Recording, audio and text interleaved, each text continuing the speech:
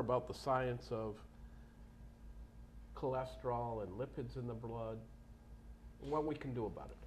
Well, I think, as you know, Mark, the brain is the fattest organ in the body. It's essentially a fat organ, and around each of the brain cells, the neuron, is a fat lining. So we could say to our audience that what happens to a brain cell or a blood vessel feeding a small group of brain cells that starts to get inflamed is that either the lining of the cell or the internal lining of the artery starts to inflame or what we call oxidize. Very simply, that means if you put a stick of butter out on your table at 8 o'clock in the morning and you leave it there till 4 o'clock in the afternoon, at 4 o'clock in the afternoon it's going to be a dark yellow, kind of melted down, have a very strange kind of creamy look to it.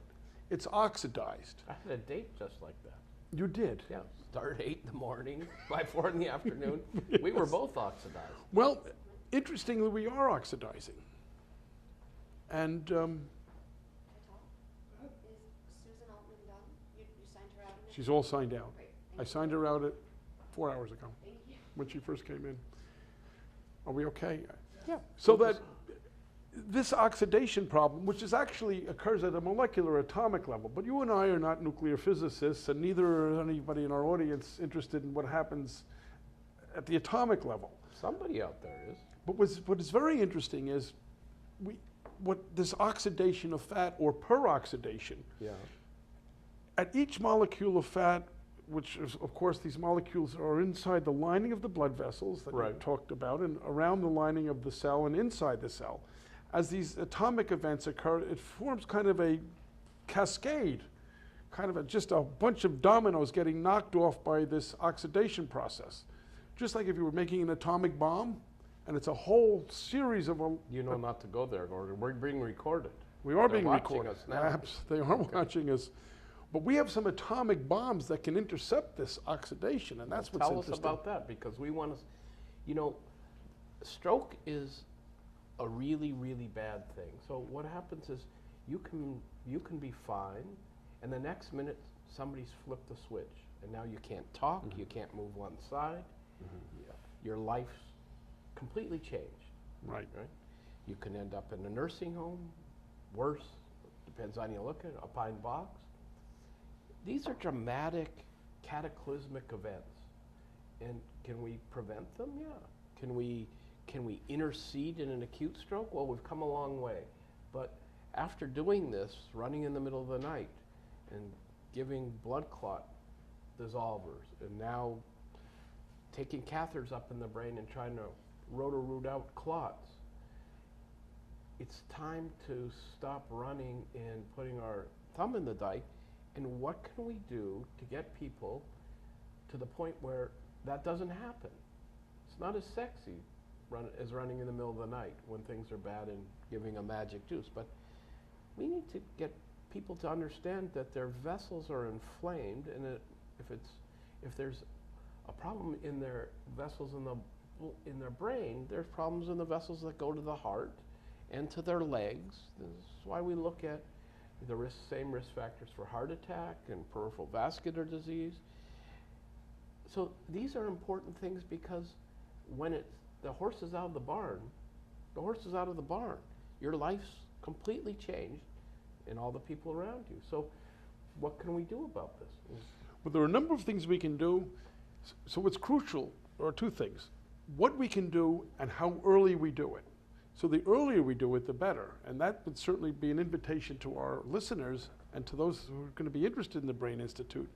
No matter what your age, if you have a family history, for instance, Right. or if you've already gone to your doctor and you've been told your cholesterol is a little high, or your LDL, which is a major risk factor. We won't go into the molecular biology of all of this, but LDL seems to be a very nasty lipoprotein. In other words, it's a protein that carries with it cholesterol, fatty acids, Right. and other composite lipids. It's like a miniature transport Exactly.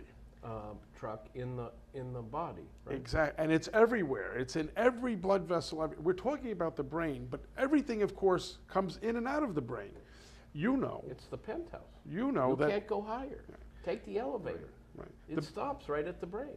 The brain only composes 2 to 3% of our body weight, but it receives. It depends how much you weigh, of course. Well, there you are. Yeah. And I feel a change already. Do you? But with the 2 to 3% body weight, the brain gets 15 to 20% of the blood flow, of the cardiac It's output. that sausage with the pasta you keep having. Yeah, there you are. There you are. Okay. So if there's good blood flowing through, nourishing all those neurons, okay. But we know that most blood is not so good. The LDLs are a problem, cholesterol is a problem, and there are subtypes. And at our institute, we're going to be able to help you identify various subtypes of these biologically active materials that most doctors are not yet testing for, really one out of a matter of expense, and two out of a matter of a lack of definitive research on where the subtypes fit. Right. For instance, Mark, you and I were talking yesterday about lipoprotein little a. Right. Little a sounds like the name of somebody in the family. I have a little a in my family. Do you? But Yeah. yes, we do. Every family's got one. Everyone Yeah. has one. This little a that's in your bloodstream, lipoprotein little a, is a very nasty fellow. Right. This is if you have a double copy of little a, you're in big trouble. If you have a copy of or a marker for a protein called homocysteine, Right. which people are now beginning to recognize as being a pro-inflammatory molecule, you have serious consequences if this is not addressed. And that's the risk for stroke. And for memory loss and dementia. Absolutely. Because what we're talking about here, our primary goals are to be able to go out for dinner for every night. No, our primary goals are to prevent stroke and to minimize the chance that you're going to get Alzheimer's or dementia. You know? At this point, we can't stop that if you're destined for Alzheimer's in particular, because it's, to a large degree, this disease is highly genetically loaded, but we can forestall the onset, decrease the intensity of disease, and that can make a huge difference. So what we're talking about is if you have a family history of stroke, you have these risk factors.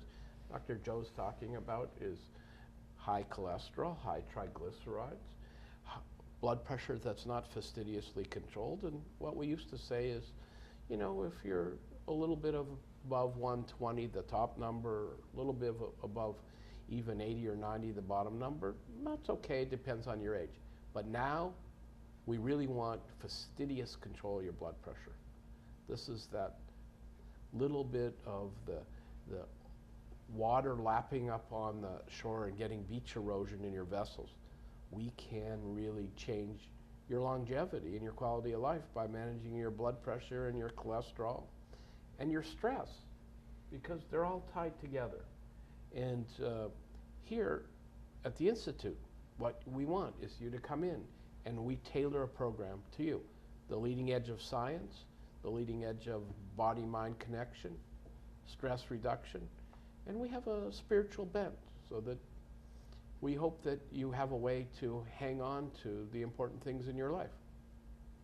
Oh, apparently we have to go now. We do. I don't know, I just got here, but All right. apparently we have to go. It's the end of the day. Okay, this is Brain Health That's Institute it? signing off. I guess so. Well, I don't know, we're running out of film. I'm going to follow up with the blood pressure. We could say that we know that blood pressure medicine, I know you're off camera, blood pressure are being It's easy for you to marketed say. once a day, but most of them Right. lose